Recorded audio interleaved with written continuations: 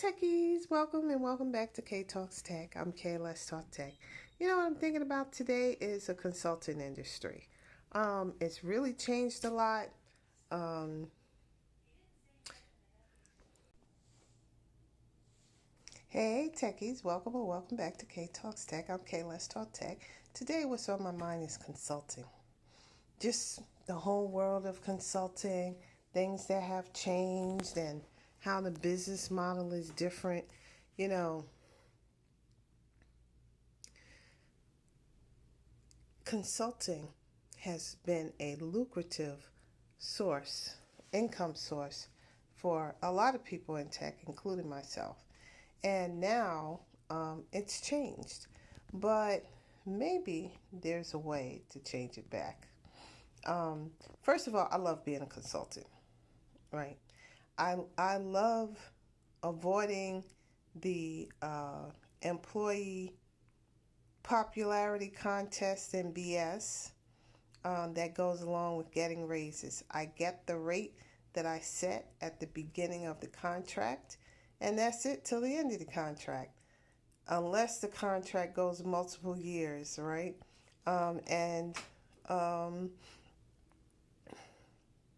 you used to get a raise every year. A lot of things have changed. Now, sometimes you see up front that this is the rate through the end of the contract, so they don't want to make any adjustments. Um, but I still get the opportunity to work on the types of projects that I want to work on. So I pretty much pick and choose. If there are certain aspects of a job that I don't want to do, then I don't take that job. So it's been great from that perspective. When you're an employee, here they come with, oh, can you participate in disaster recovery over the weekend?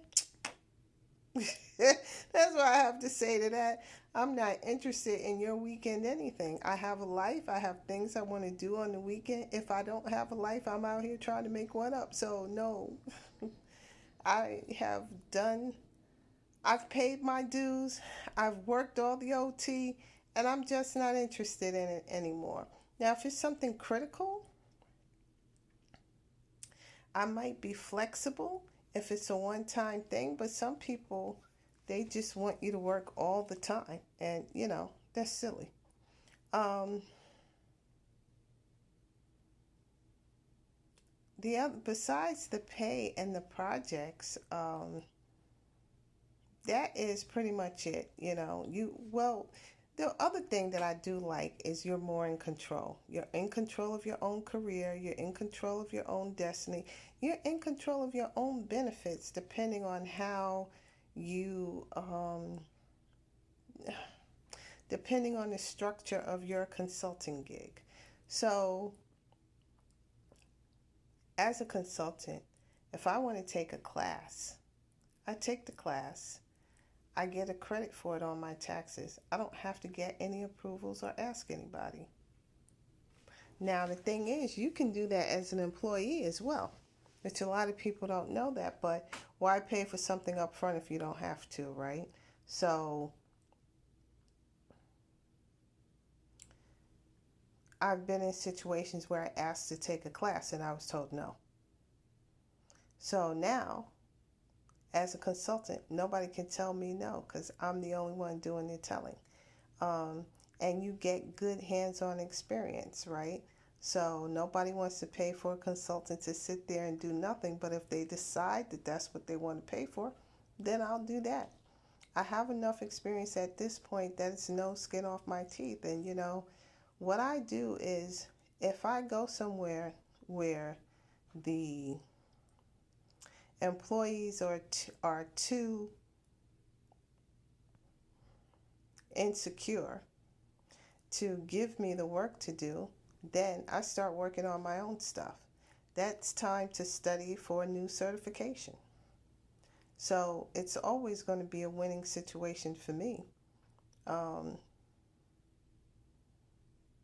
you're not taking away anything from me because the project that we're working on, I've probably already done it multiple times before because that's what gets me hired. So you're shooting yourself in the foot. So yeah, being a consultant is cool. What is not cool now is that large consulting companies have become the prime vendor across many, many companies. And so you can't get into a consulting situation without going through this prime vendor whose one goal in life is to keep your rate as low as possible. I tried to circumvent that some years ago by going through, by trying to get government contracts, and it's the same situation. Um, some of these companies are domestic companies with foreign parents, which to me is the same thing as a foreign company. So I just don't understand why we let foreign companies control our industry. Um, and if I need to be a U.S. citizen to get work or to work on certain projects, it just seems like a gap if the placement company is a foreign company. That doesn't make sense to me. That's like I fix Thanksgiving dinner, and before I feed my family, the people came from next door and started taking the food and eating, and then my family gets what's left. Um, in any event, that's how consulting has changed. Um, if you can get into some mid-level and smaller companies, you're going to make a little bit less money, but you will have more opportunity. Because I've seen people in mid-level and small consulting positions be able to bring in other consultants, and they get a cut of what those consultants make because they bring them in under their company. So if you can get in and make some connections, consulting can still be pretty lucrative. But you got to avoid those places where there's one huge consulting company or two huge consulting companies controlling all of the roles. Um, So yeah, so I guess I kind of have a love-hate relationship with consulting, but um, it's a great way to make money and to have more autonomy is everything.